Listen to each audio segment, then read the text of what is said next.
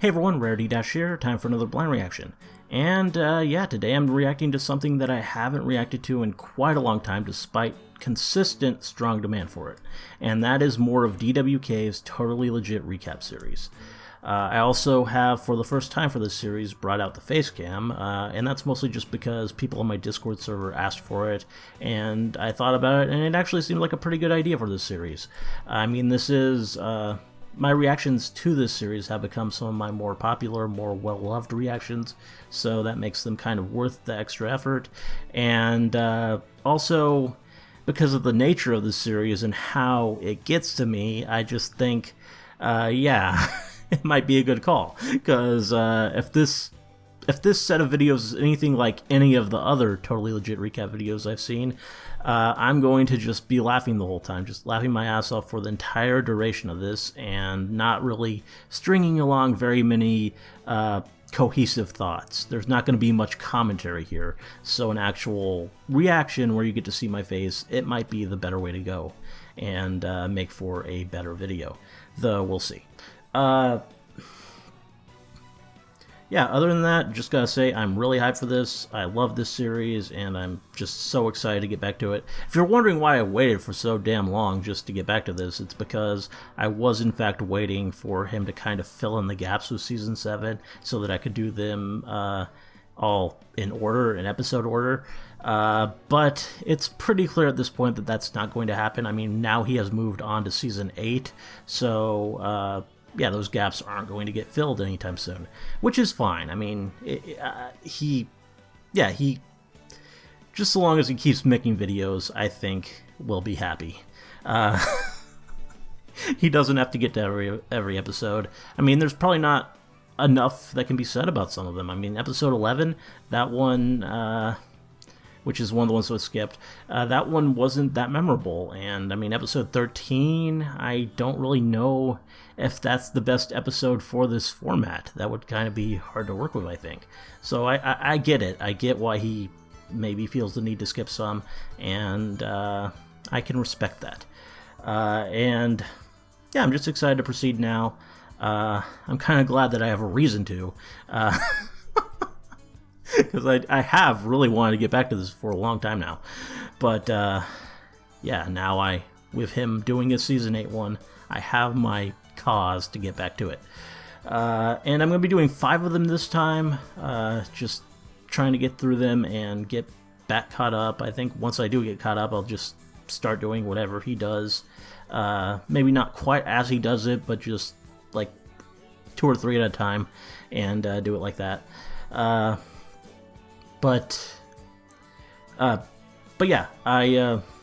going to be doing 5, and the 5 are going to be the ones for episode 9, 10, 12, 14, and 15 of Season 7, which is Honest Apple, A Royal Problem, Discordant Harmony, Fame and Misfortune, and Triple Threat, which is a really good set of episodes for the most part. I mean, I really love A Royal Problem, obviously. I mean, everyone does.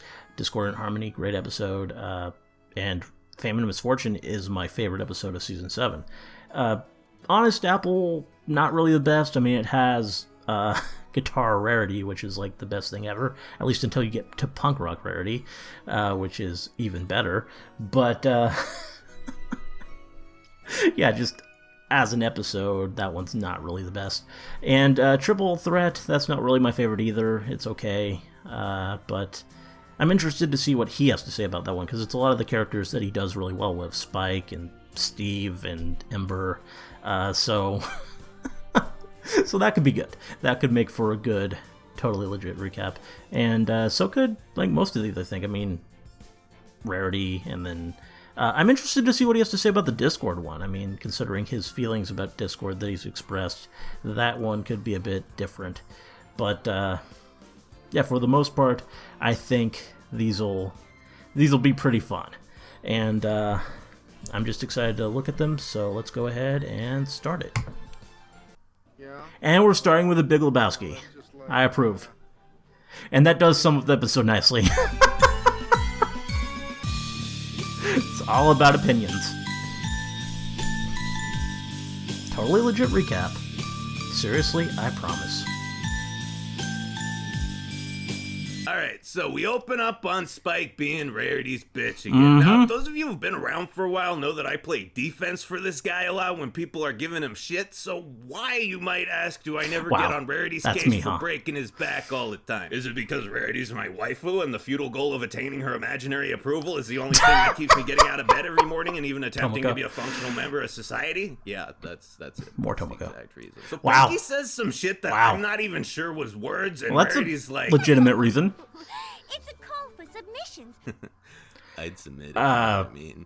Anyway, Rarity's passing out flyers for a showcase she's hosting for newbie clothing designers, and I am so fucking hard right now. This is what I've been waiting for since Canterlot Boutique, another true Rarity episode that focuses on her career and the struggles she faces there. But then it becomes about Applejack. Will cause her to wrestle with the subjective nature of art and how difficult it is to put relative values on different pieces, especially when you might have someone's future in your head. Interesting perspective on art there. One of these aspiring fashionistas under her wing and... Third judge for the Carousel Boutique. Scoop toads of future. Yeah, it's Applejack. What? Oh wait, it's just another Rarijack episode. Don't get me wrong, I love those too. Core character development episodes and comedic duo episodes both have their places. Sometimes you want to lie next to a woman who means the world to you and feel your heart flutter in your chest as she gently kisses your lips and says, I love you and I'll never leave you. And sometimes you just want another 20 milligram Nazi and a line of coke. There's a time and place for everything. And Pinky's all... Sure, Rarity has her reasons, and once we hear them, all of this will make sense. And Rare's like... A judge must be honest. And you're the most honest pony there is. And then Pinky's like... Still doesn't make any sense. So AJ's like, Rarity, if you really have that much faith in my opinion, then I'm telling you right now that this is a completely shit idea. Like, if Pinkie Pie thinks you're being retarded, you probably fucked up. Dude, don't insult Pinky like that. Rarity, it's not an insult. It's a really fucking good point. So of course AJ does it anyway, because she knows if she doesn't, Rarity's gonna make that face, which is basically can't just resist that face. Guilt. Oh, hey, look who it is, pretty much. Man. Whenever I see this wacky bitch, I can't help but think of that Picture Perfect Pony video. Oh, yeah. It evokes memories of a more innocent time when we did stuff like enjoy the show and have fun and make good content. It. So these are our aspiring clothes horses. Make good Valley content. Alley, Metro Mike, and doesn't happen Strange anymore, Core does it? Stella. I bet most people think this chick is just a goofy caricature, but if you grew up in Cali in the 90s, this is literally every chick you went to high school with. Anyway, Dress Horse, Hoity-Toity, and Photo Finish are discussing the clothes, and Rare's all, yo, AJ, what do you think of this stuff? Don't be shy, man. And AJ's like, well, I mean, it's all not really... apples. Fucking gay. Like, I'm not saying you guys are a bunch of fruity, pretentious retards, but, I mean, you kind of are. How the hell are you gonna do work in these clothes if there's all this frilly shit hanging off your ass? Darling, bro shot, they aren't work clothes. I think you're missing the point here. Bitch, you did not just fuck up those pants on purpose. Actually, yeah, I did. But now they're completely worthless. Well, like, maybe to you, but... That's what I just said, you fucking Hot Topic display rack. If you agree with me, then why the hell did you do it? Wait, do you not understand the difference between your opinions and objective facts? Blah, blah, blah. Jesus Christ, why is it every time I prove someone wrong, they always have to come back with a bunch of technical mumbo-jumbo to try and skirt around the issue? You do realize that talking over me and inserting a false narrative into the conversation still doesn't invalidate my opinion? See, this is what I'm talking about. You could at least admit you're full of shit and take it with some grace. Applejack. God, you're so fucking unreasonable. And then this happened. Yes, best part. That's amazing.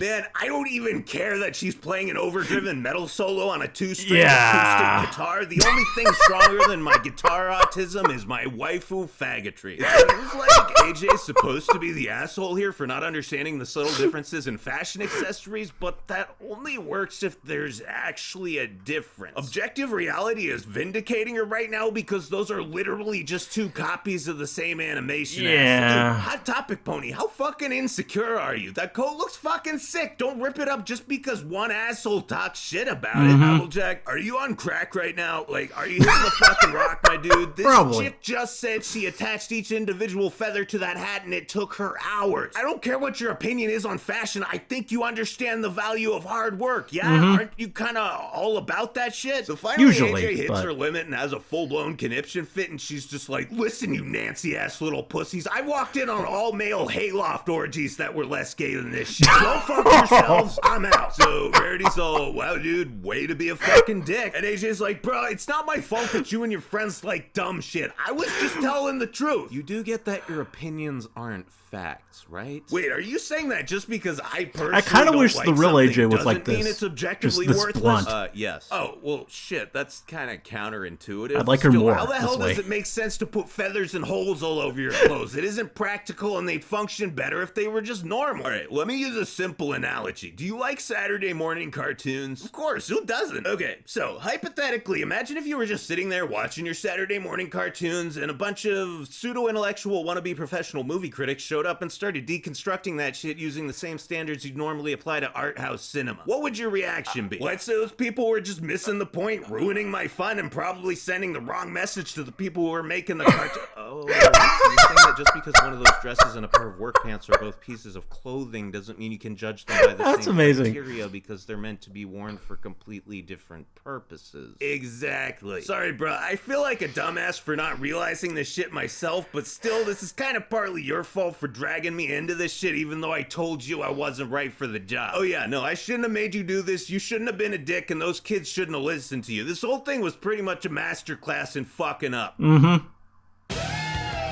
Sums it up well. Yeah, that does look more awesome. Get her a real guitar. My God, I haven't been fucked like that since grade school.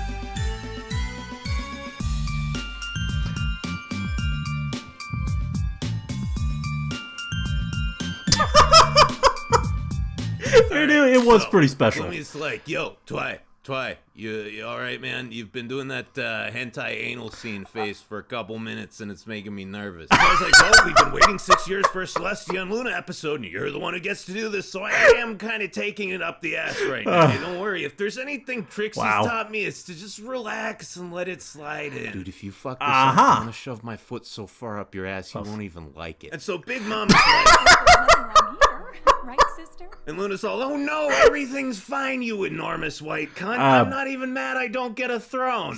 Gravy. Man, I wish I could say that tiny ballerina Twilight just filled my head with a bunch of lewd thoughts, and I mean, she did, but that wasn't all. I started thinking about how comforting it'd be to have a tiny little music box pony just sitting on your desk, someone to talk to whenever you wanted to actually cared about your day and your life, and would take it with some modicum of seriousness instead of just firing off some attempted banter and then moving on to the next topic. Wouldn't that be nice?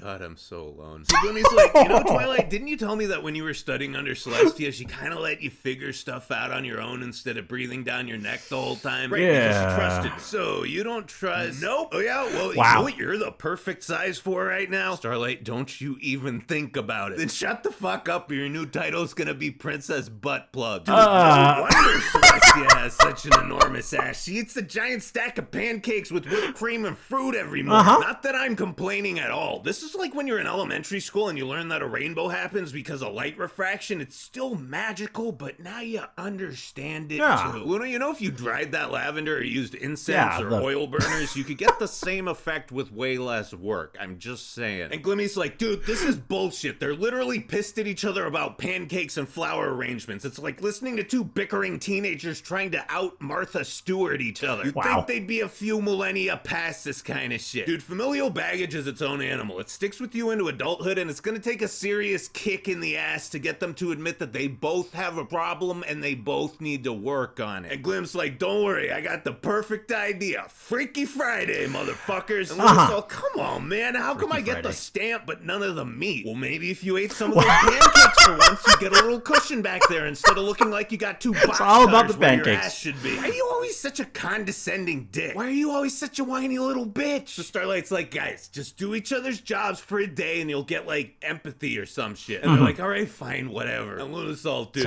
this is gonna be so easy. All I gotta do is smile and talk to people. But then she's like, oh fuck, I forgot I can't smile and I hate people. How do scissors work? I can't, fuck, roses? How do I stand in a place? Fuck, shit, my face doesn't work. Fuck, shit. And Glimmy's like, Yes.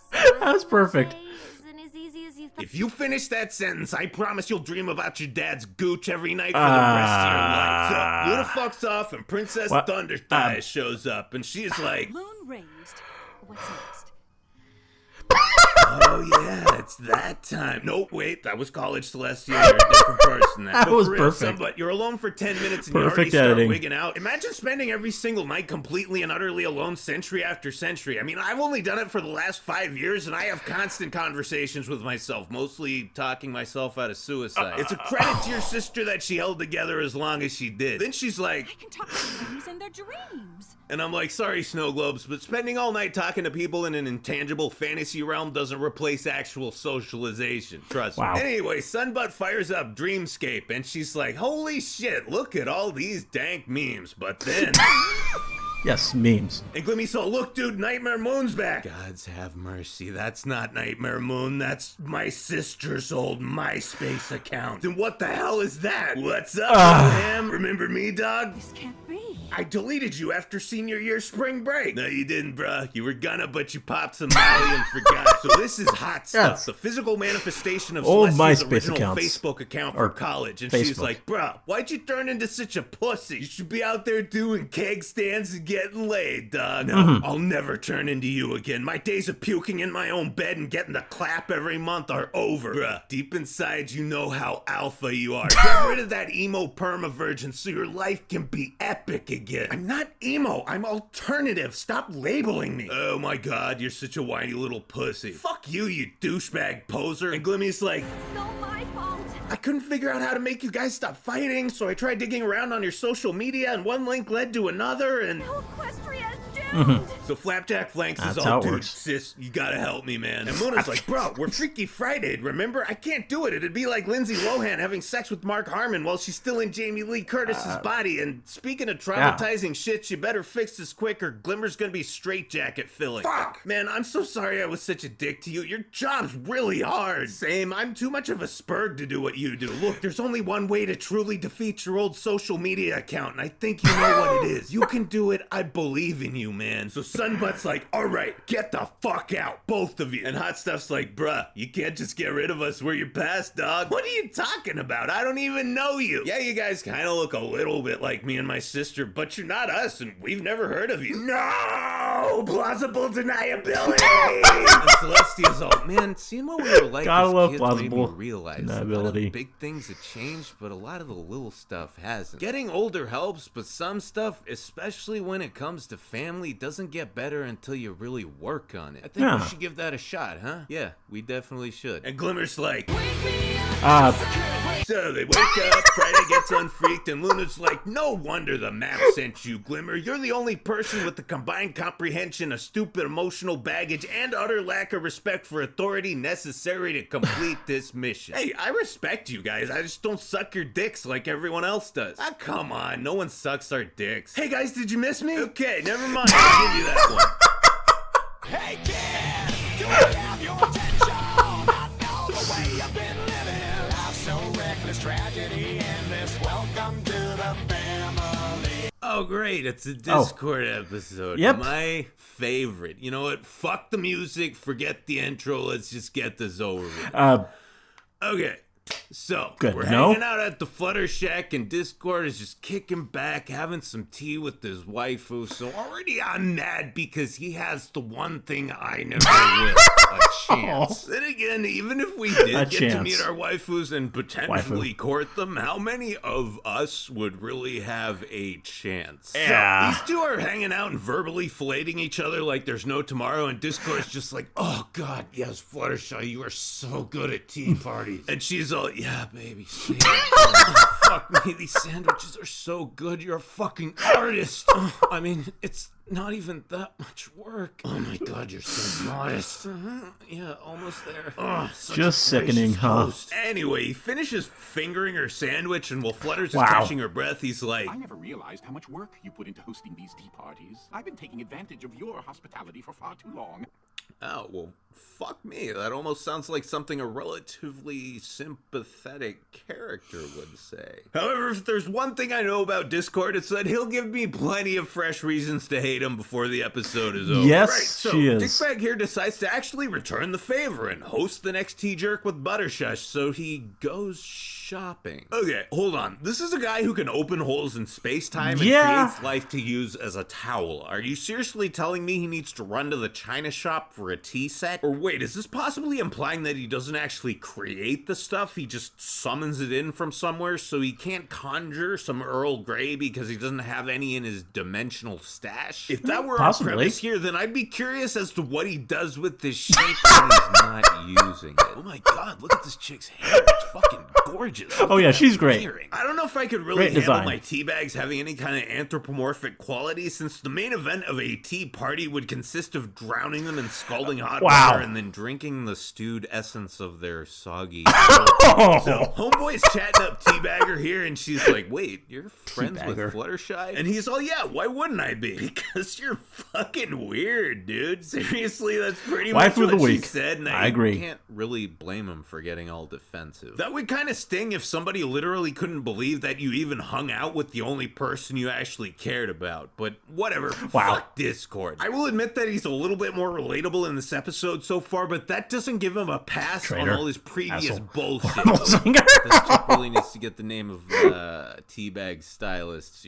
Oh, sweetie, you're doing it wrong. Wow. Okay, this is the same thing as that tea thing I mentioned earlier. Why would you want a sentient pinata at your party when you're gonna beat it to death with a bat and eat its guts? Can you imagine this poor thing lying on the ground, broken in half, its candy innards strewn all about the floor, just whispering? Well, I can now. Like that sniper chick at the end of Full Metal Jacket. I think that'd kind of kill the mood at your quinceanera. Anyway, Discord's at Safeway. Maybe and just a little. Into Bonkers, and she's like, "Wow, man, you're having Fluttershy over for tea. I've never been to your house, but I'm guessing it reeks of mid-grade scotch and dried semen. Yeah, what's your point? Well, I'm just saying, you might want to wash all those cum-crusted socks and hide your porn so that Fluttershy feels comfortable." Oh shit, you're right. She's gonna think I'm a huge Gotta fucking hide the fang. porn. Also, how do you know about the socks? Hey, bro, I shoot my wad in a sock too. How does that even work? You don't have a dick. Not when I'm out walking around town. You know, I thought this whole thing with Discord talking to himself was just his rampant narcissism, but then I saw this. Judging by where he lives and how infrequently we see him, Discord clearly spends most of his time alone, and I'm guessing that having a few clones of yourself to chat up would be nice when you go days on end without talking to another actual person. And this guy's all, dude, she's gonna dump you if she sees this shit. And Discord's like, I was trying to make the tea party different and special, like me. But all I did was make it chaotic and weird, like me. I can't believe I'm saying this, but I'm starting to feel for the guy. Wait. No. This is Discord. He's the one character I can rag on without remorse because he's just an impenetrable wall of ego, right? Yeah, I know. He has quote-unquote insecurities, but it's always just bratty jealousness or indignation at not being the center of attention. But this seems different. He actually seems like a person, a very lonely person who's terrified of alienating one of his precious few friends.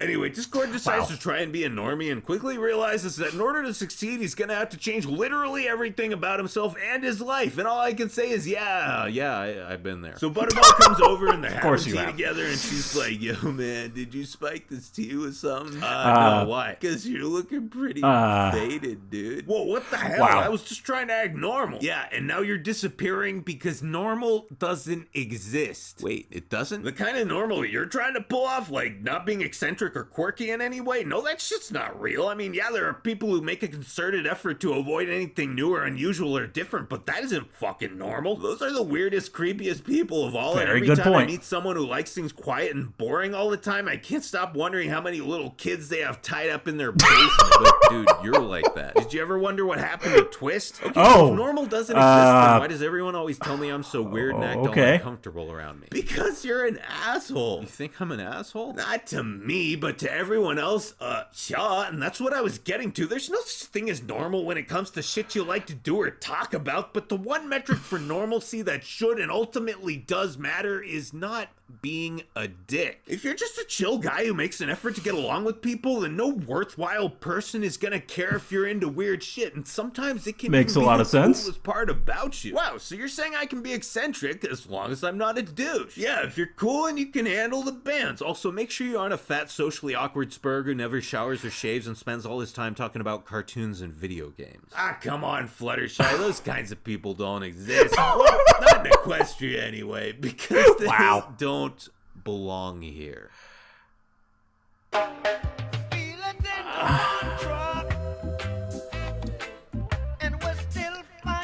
All the stone Fluttershy.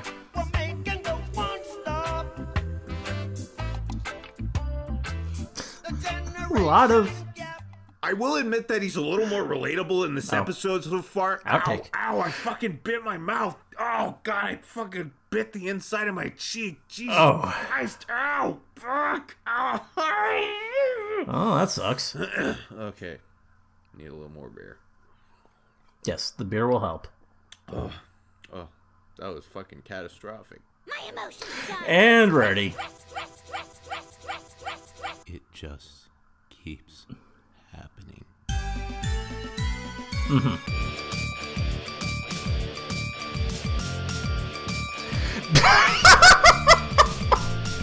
That face. The best. The best Rarity face. Maybe not, but So, it's up there. Twilight's on her way back from her weekly horn polishing session with Horn Princess polish? Celestia when she sees these Okay. two little fillies trying to cream pie each other. Now, she sits them down and explains that that's not something you should do in public, but it gives her an idea. So she rounds the girls up and holy shit, it's the old journal. And I'm just like, man, I've still got some of my old Playboys from middle school and Wow. they're in better Starlight. shape than this thing. And Rarity's like, What is that thing? Why is it so smelly? no, Starlight this would is be the on the part where cover. I'm supposed to go all wink, wink, nudge, nudge, and be like, well, that's something you never want to hear your waifu say, am I right? But fuck that, I'll take it. If we even got to the point where she's looking at it and not screaming, I must have done something right. And Twilight's like, Jesus fucking Christ, you guys, how did you fuck our book up so badly? This is a record of the most defining moments Wow. of our lives together, and you treated it Plucking. like a jizz rag. Yeah, we put all our love into it. Pinky, that's gross. Anyway, Starlight just happens to know a spell for reblogging books, so I'm sending one to each of you. You know, Twilight, that seems like the kind of spell you would know, doesn't it? No. Remember, A guys, little bit, Starlight yeah. is me now. I'm Celestia, and Celestia's, A really nice lady? Yes, let's go with that. Anyway, I was Yes. thinking, like, why don't we put this shit on the internet? I feel like people might be able to learn something from it. And we're just like, well, I guess that'd be fine as long as the folks who read it are intelligent, reasonable people, and we Of aren't overly course. sensitive about any feedback we might receive. And AJ's like, I don't know, bro. Don't you think letting a bunch of strangers read our most intimate personal thoughts might bite us in the ass somehow? Like, we already get enough attention as it is. What if everyone starts bugging us about it all the time or fucking around in our personal lives? And Dash is like, dude, AJ, what are you so worried about? You make it sound like our only audience is going to be the most obnoxious and socially inept people in Equestria. Yeah, that's true. No reason to assume a worst case scenario, right? So, they published their book on the Pony Internet, and Twiggy runs into AB, who's fucking stoked because it's helping them sell tickets for their spring break butt stamp beach camp, and she's all, Wow. The journal isn't supposed That's to be quite the name. funny. And for some reason, all of a sudden, I got this sinking feeling in my stomach, and I felt a little nauseous. but whatever. It's probably just that family-sized bag of frozen tendies and one too many beers. Anyway, so Glimmy's filling in for Spike this episode, and they're on their way home, and they run into a group of annoying, awkward faggots. Wow. I wonder who these guys are supposed to represent. Look, I'm going to discuss with the act. We all know what this episode is and what's going on here. Remember back in season 6 when we had that episode and I said we'd reached the singularity? Well, who knew it was fucking possible, but we've gone beyond. That singularity has destabilized the flow of space-time, and now we're in some Donnie Darko-style tangent universe, and frankly, I'm just waiting for the fucking jet engine to crash through my roof and release me from this hell. Oh, wow. It's supposed to be a dream. For 22 minutes a week, I didn't have to worry about the fact that I'm a 30-year-old man who spends every waking moment jacking off and watching cartoons. I could almost believe that there's some sort of intrinsic morality Can relate and to him virtue too in much. this world, and that I might be capable of understanding and living by it. But I didn't deserve it. We didn't deserve it. We were just too fucking autistic, weren't we? We didn't learn the lessons they were trying to teach us. We just obsessed over and whined about a bunch of extraneous details. So in order to plant the ideas, they had to go one level deeper. They created a book, a representation of this show within the cartoon itself, accompanied by projections of us, and then used the interactions of these two constructs to mimic our own relationship with the show. Don't you see? It's autismception. So Twigglywigs and Glimmyglam run into Butterball, and she's just getting fucking fucking He has an by amazing these guys here, way and with she's words. like, guys, I don't get it. You're bitching at us over a bunch of irrelevant minutia and completely ignoring the actual message of the book. And they're like, oh my god, guys, look, she's mad. She can't handle criticism. I'm not mad. I'm just trying to get you to look at the actual point of the thing because I think you could actually learn something from it. Now she's mad and making excuses. We win. We won an argument against a famous person. Christ, never mind. Then they go to check on Rarity. Okay, I take back every other time I've used this caption. This is where it belongs. And she's all, darling, but dude, people are saying mean things about me on the internet. What do I do? And Twilight's like, just ignore them, man. What does that even mean? Like, just don't talk to them? Yeah. Okay, so I type hard. out my reply and I hit post. Where does the ignoring come in? No. You just have to not reply. But if I don't reply, how will I tell them they're wrong? You don't. This doesn't fucking make any sense. Yeah, it makes sense. You're just acting like a fucking lunatic. And then AJ's like, I'm popular, Twilight.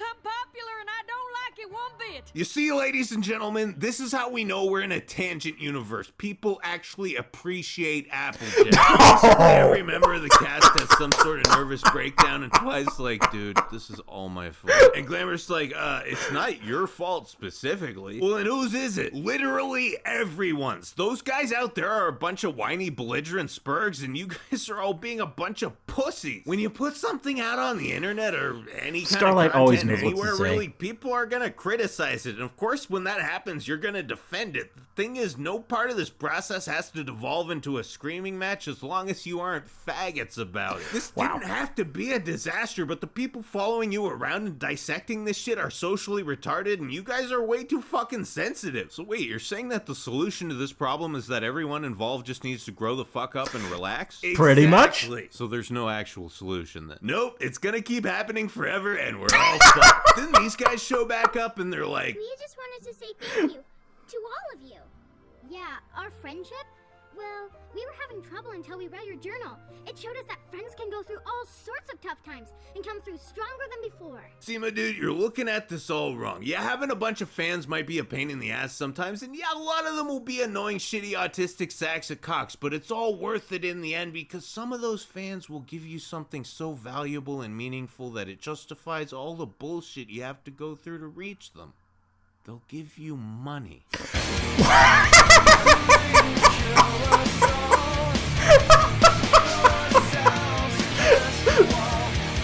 Best lesson ever.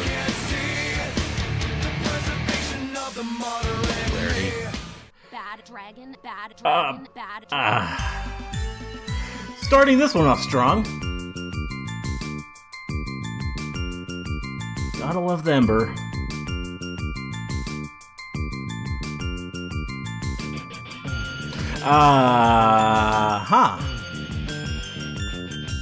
That's an image. Okay, so, Spike's all, Is the banner even? and I'm like, is it even what? So he pulls out Wow. his exposition checklist and he's like, all right, motherfuckers, listen up. On this episode of My Little Pony, I have invited my friend Ember over for dinner so that she can learn the ways of the master race and teach friendship to her dragon squad. Is everybody clear on the premise? And Glimmy's like, You've been hanging around Twilight for too long. oh, hey, look, Steve's here. And he's like, hey, buddy, old pal, I sure do love and trust you and hope you have the same kind of faith and confidence in me. And Spike's all, oh, shit, dude, I forgot. Me and dude here were supposed to play poker tonight and talk about emotions and shit, but we can all hang out together, right? I'm sure him and Ember will be cool. And Twiggy's like, nah, bro, they're like different, yo. People who are different can't get along. That'd be fucking crazy. Anyway, Glimmy's like, Friendship is impossible. my soul sister Glamour, thank God you're here Yeah. to inject some common sense into this impending... I'm so glad you invited me. You are one of my closest, nicest, most caring, most understanding friends ever. Yeah, I see your point. They might not get each other. Alright, so for this episode we have to change things up a bit because Glimmy Glam is now part of the equation. So which position is our common sense switch in? It's a good None of question. them. It's not even so much a common sense switch as a three-way axis of retardation. I'm trying to think of a good way to represent this visually. Hold on. Yeah, there we Wow. go. Anyway, Spike shovels poor Steve off on Twiggy Lawson, and then Ember shows up, and she's like, Hey, Twilight! and Glimmy's all, Actually, I'm Starlight. Starlight Glimmer. oh my god, I'm so sorry. You all have the same fucking face. Who the hell's gonna memorize 1,000 different color schemes and hairstyles just to differentiate between all of you? Go fuck yourself. Oh. Like, I like her. well, she's blue and white and horrible with people, so I guess you would. Fuck you, Spike. So, Ember starts eating Twilight's walls, and Spike ditches to go find Steve, and Bugdeer is like, oh, dude, I'm Bugdeer. glad you're here. Twilight is pretty aggressive. Yeah, dude, just give her a break. Her sex life has not been normal. okay, wait, hold on. So, when one of our pony friends here gets called by the map, their cutie mark shows up over the intended location. So, is this to say that if Spike were a pony, his cutie mark would be his own head? Anyway, everyone takes good turns question. giving these two the runaround while Spike tries to find this mysterious friendship problem. Steve falls deeper and deeper into despair, and Ember gets pissier because she knows she's being cocked about. Then this happens. No, I'm Starlight. I'm sorry, but you can't blame me. You both look and act so much alike. And Twilight's like, oh my god, we do not. And Ember's all, You're both purple ponies with purple hair. You both have cutie marks with sparkly things. and Yeah. Glimmy's like, Mine's more of a glimmer. what's the fucking difference? You see, a glimmer is more akin to a shimmer or a shine, while sparkles, glints, and gleams are all part of the glisten family. Are you high right now? Wow. It's all here in this book. Twinkles, glitters, flickers, and flashes. A guide to gay-ass light-related phenomena. Fascinating That's read, perfect. actually. For instance, I'd read did it. you know that sometimes a flash can come in the end of a sparkle? I'm gonna kill Sunset, and you are never going near that mirror again. Meanwhile, Steve's like, Yeah, so Mom had kind of a sadistic streak, and now I'm trying to figure out a way to tell 6 of my siblings that they're also technically my kids. Then Spike hears Ember yelling at Glimmy and Twiggers, and he ditches Steve again to see what's going on. So by now, Ember's about as sick of pony bullshit as Co and P were at the end of 2011, and she ends up screaming in his face. Now, Steve sees this chick he doesn't know apparently attacking his friend, and he's like, hey, you're being a dick to my friend, and I can't bear it. It's time for Yes. some bare knuckle boxing. And Spike's All the bear no, my puns. worst fears have been realized. This can't be happening. It's all my fault. Holy shit, you guys run really fucking slow. So he explains what's been going on, and Ember's like, oh, I get it. You Baka. thought he'd hate me because I'm a huge bitch with terrible social skills. I mean, yeah, that's a pretty good reason. Well, thanks for rubbing it in, asshole. Oh, yo, Steve, you're not mad at me, right, bro? And Steve's like, nah, man, it's cool. You just think I'm a huge pussy, don't you? You think I'll never amount to anything, huh? Hey, man, that's not true. You're just gonna make me wear a dress and makeup and tell all my brothers to call me Stephanie and then laugh at me when I start crying. Whoa, dude, I didn't... Well, guess what? Stephanie kicked your ass and took your hive, so who's laughing now, you big ugly whore? I hate you! So, Steve's hanging out by the pool, and Ember's all, damn, bruh, kicking rocks, that's like universal shorthand for complete dejection. And he's all, yeah, man, nobody respects me. I don't know how to lead a kingdom, dude. I just fell into this shit with zero experience, and my entire Pretty hive much. still thinks of me as my mom's cock sleeve. But, dude, you just need to be more alpha. But I'm omega as fuck, man. I can't even... Shh! Stop talking.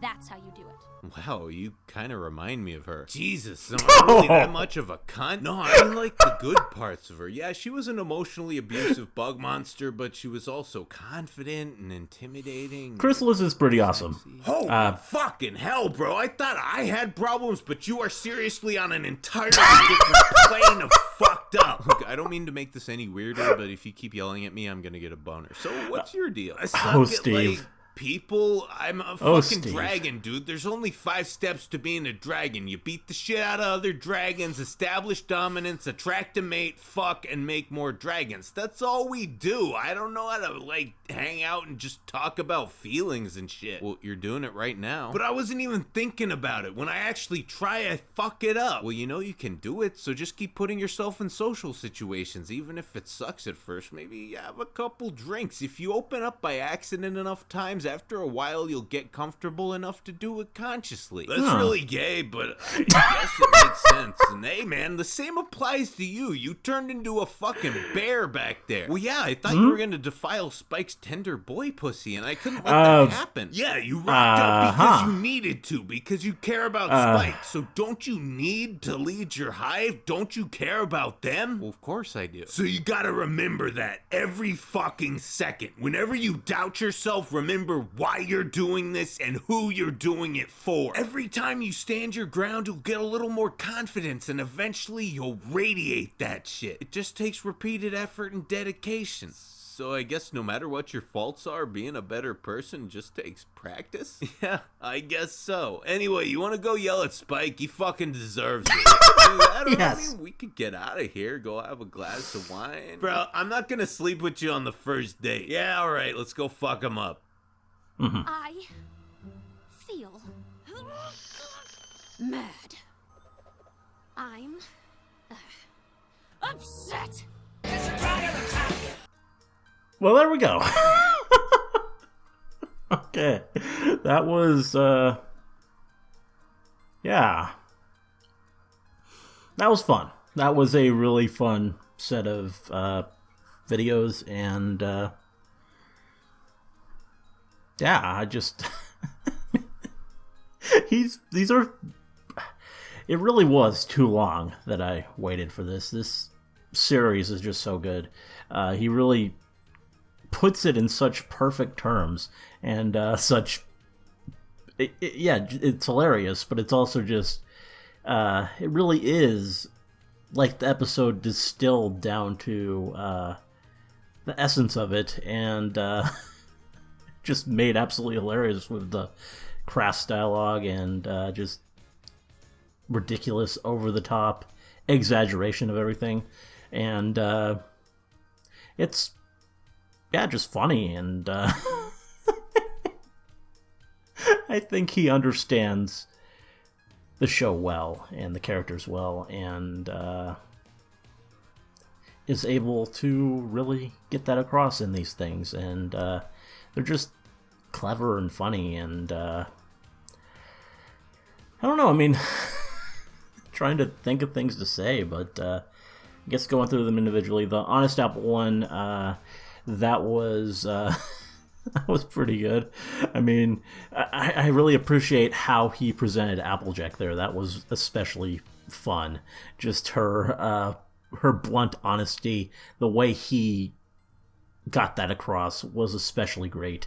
Much better than in the actual episode where it was just annoying. But here it was legitimately pretty hilarious things Applejack was saying and how it was deconstructed, and it was good. And of course, everything with the Rarity guitar. That yeah, gotta point out how it's an acoustic with 2 strings. I mean, that is a pretty big detail, pretty glaring detail, but one you just gotta overlook eventually because it is still amazing. Then what? Oh yeah, we had the A Royal Problem, and that was good. I mean, lots of attention to the pancakes and Celestia, and answers to certain questions there, and Starlight, and trying to remember the memorable parts of that one. I mean, the whole MySpace and Facebook accounts thing, that was an interesting parallel that he had with that.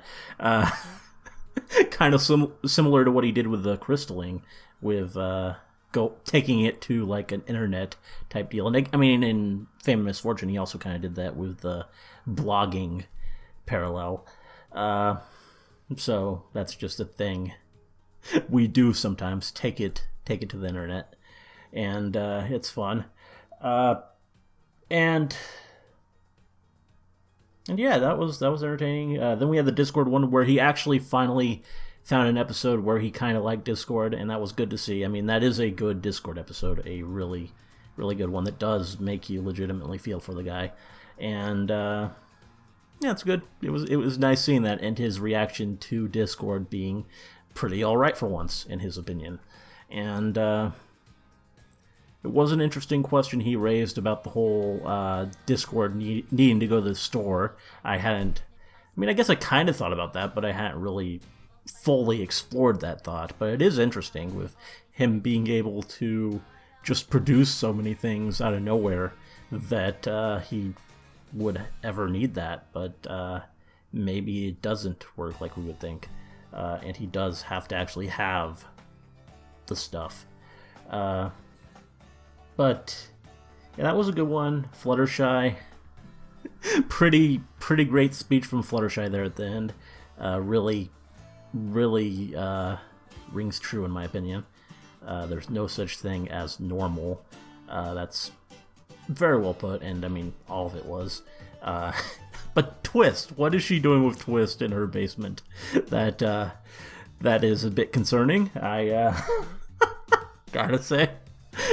But yeah, that was fun. And then we had Fame and Misfortune, which he went through that, and obviously that's the meta episode, and he spent a lot of time on that aspect of it, which I figured he would. I mean, obviously it's like the kind of stuff that he likes to do. I mean, he did kind of even get into that on was it Honest Apple. Towards the end of that, he was kind of going into like how people analyze like cartoons, and definitely sort of pushing it towards the fandom, I think. But yeah, when we got to the episode where that was the whole point, of course he spent a lot of time on that, and it was amusing, it was funny, it was really just like pretty on point. And